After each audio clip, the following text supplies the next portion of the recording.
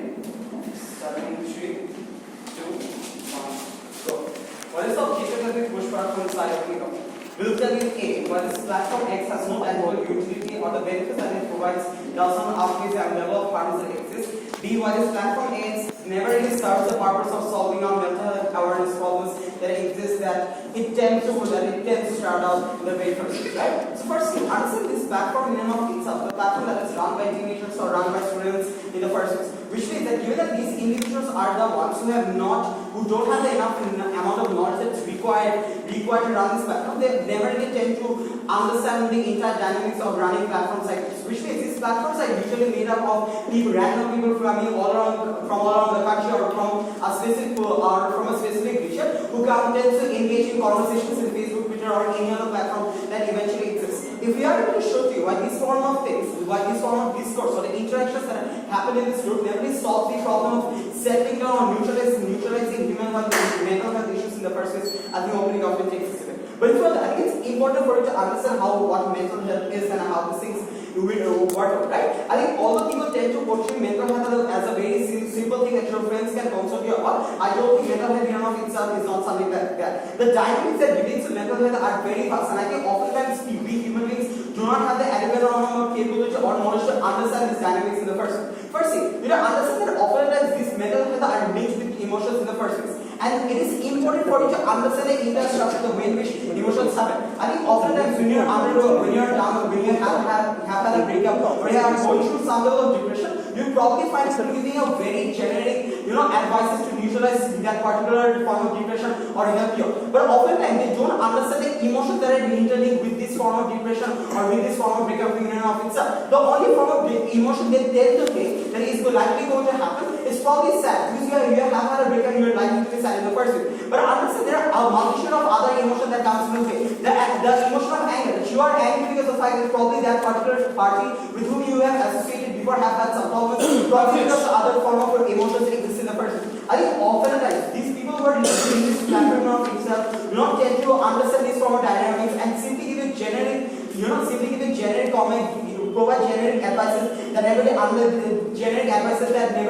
solves the problem first. Second, I think it's important for you to understand that when you are undergoing mental health problems, it is important for you to understand the previous history or the previous incidents that push you into this entire structure of mental health, right? Oftentimes people tend to think that the only reason you're depressed is probably because you had a breakup or certain things happen. But it is important for you to understand the chain of events that led you to that particular position in the first place. I think in these form of groups, like probably healthy mind awareness, and I think this is what the entire debate is about. In healthy mind awareness, you probably want to see if people eventually understanding this chain of emotions or the chain of incidents that have pushed this innovation in the first place, right? So I think people who upload comments or eventually give this advices don't understand the long-term harms and the short-term harms of it. Probably they give you advices that tends to help you overcome the problem in short term, but the long-term harms of it are in and of itself are not greater, are greater in the first place that can deter you on a longer term. What does this conclusion boil down into? It boils down into that the fact that this particular group, platform X, tries to solve problem in and of itself might come in handy in solving one issue out of 10, but in the other instances, in large majority of instances, they don't tend to solve the problem of the particular individual, simply because oftentimes these people don't have the understanding or enough knowledge to recognize this thing in the first place. Understand who are the individuals who have this form of knowledge, or who are the individuals who can understand this, right? Professionals, psychiatrists, people who have been learning this, people who know the dynamics and understand the entire concept of human emotion. Understand the fact these form of individuals are the ones who can understand your situation better rather than giving you random advices or comments that can eventually neutralize the situation. Which means they understand the chain of emotions that come about, chain of incidents that has happened, and can analyze the long-term impacts that eventually come about. Being said, let's look here why the discourse that happens in this world never translates into having better methods, right? First of all, I think the discourse that happens in these formal groups are very general, which means given that there is no professional advice there is a bombardment of advices that are given out on Facebook. Oftentimes, it becomes tough for you to select which particular advice to get and which particular advice not to get. I think oftentimes, we as Bangladesh are like fucked up people who just simply tell Shomol Bhai in every Facebook and tell you that you agree with that particular form of points. But understand, oftentimes people tend to make jokes about you, or people just simply want to put forward comments or put forward advices only to make sure that they know about mental health. They are the ones to make themselves look like cool trendy kids, right? I think oftentimes when you have these sort of emotions on you, this sort of, you don't have this form of understanding, it never leads you to select a perfect advice that is required for you to understand the situation in the very first. Secondly, I think oftentimes who are the people who are depressed or close in this group, right? This is probably teenagers or probably once were in universities. I think these are the people who tend to have an irrational mind, or when they are in a form of depression or when they are going through mental trauma, these people have an irrational mind, which means the form of advice that they tend to say, or the fact that these individuals tend to select certain advices oftentimes might not translate into them picking the right advices simply because they have irrational mindset in the first place. But third of all, understand who are the ones who are moderating these groups, right? These are probably students or the ones who don't have professional knowledge about this thing, which means they don't tend to understand which comment to filter out or which advice to filter out and which ones to keep. Given that it's probably in one post because in 98 comments or 100 comments, all of these comments never lends you to pick the right comment or the right advice that is required for you to settle this problem in the first place. But I think even beyond that, mental health issues are something that you deal on a personal level.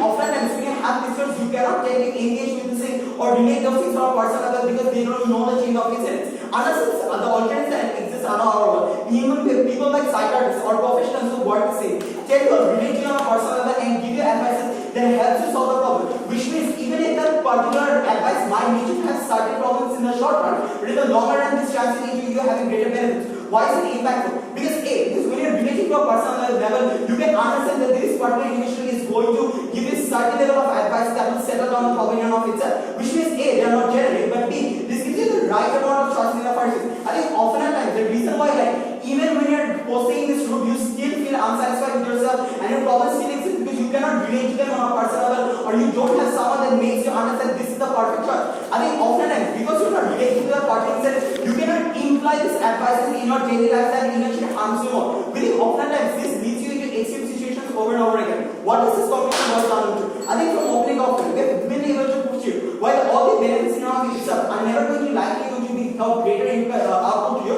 Ejeta will come up and tell you why the harms always outweighs the benefits and why living in our alternative tends to have a better world. Cyber opening up related to science.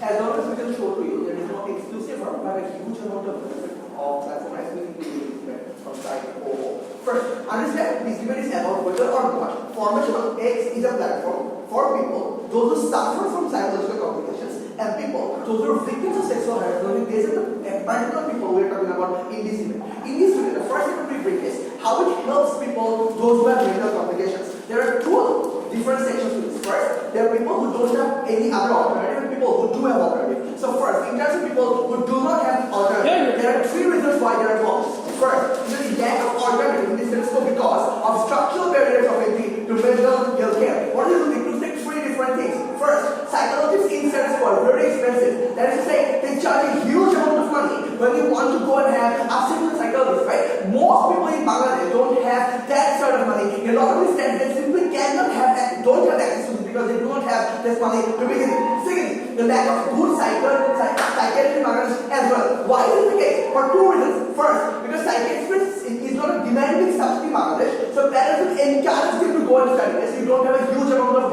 people who are expert in this. But secondly, it's not a high treatment. It's not something that is a very promising future career in Bangladesh, and people don't pursue it, and hence you have a lack of psychology. But thirdly, even when you do have some psychiatrists, they're geographically located in the big towns of Bangladesh. They're in Dhaka or Khulna or Shakrain, or you do not have them in a remote area. You do not have any sort of psychiatrist in parts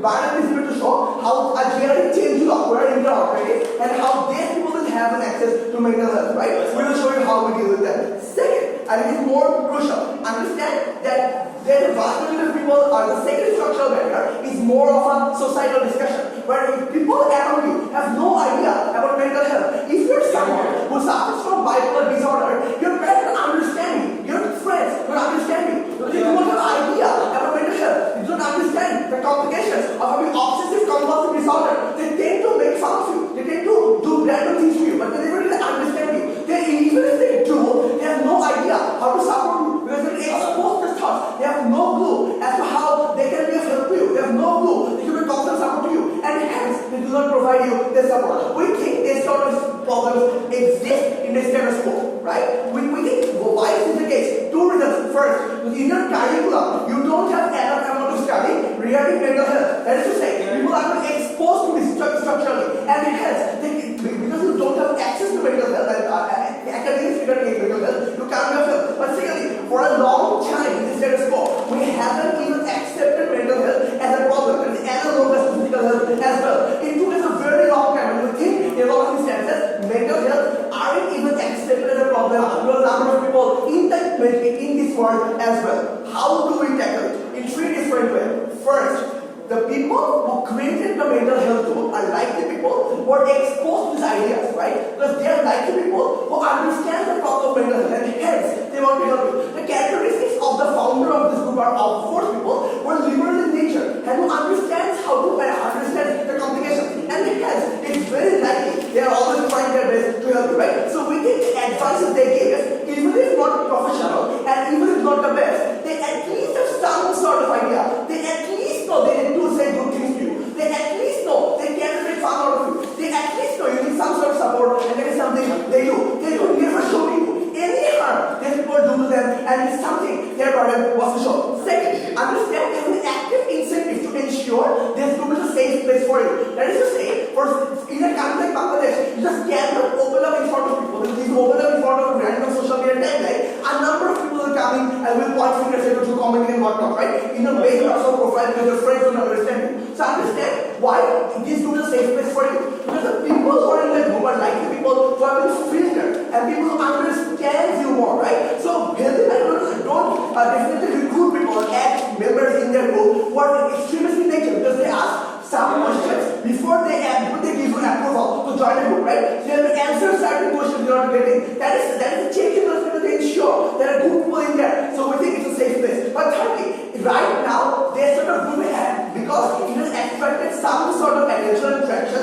It's a number of psychiatrists are also in the group right now, which means they are trying to give you suggestions. They're trying to tell you, you can come to me, I will try to give you sessions. If you don't have cash, in that you don't have cash, with discount and whatnot, they're offering to help in this group as well. Which means that it's a very effective way to combat this sort of trouble. That is something our world does. Second, for people who do not have cash, how do we help the people? First, they can know who is a good counselor to go to. For say, if I have cash, I probably don't know who is a good counselor that I can go to because my parents don't know who is a good counselor in Bangladesh. The point in time you make a post in the Healthy Life, ask who is a good counselor. Then they tell you, look, he is a good counselor from that age, you can go to this person. Which means you go to that person and you will be perfect place. And second, it's an added benefit of more people in your life who understand you. So even if you go to psychiatrist who is good and he gives you suggestions like maintaining a good circle, why will you find these people, right? We think Healthy Minds is a very good platform, where a platform is a very good platform, but you find this sort of people who are safe, people whom you should be around, and something we can deal with. What implication this has? This directly deals with OG's idea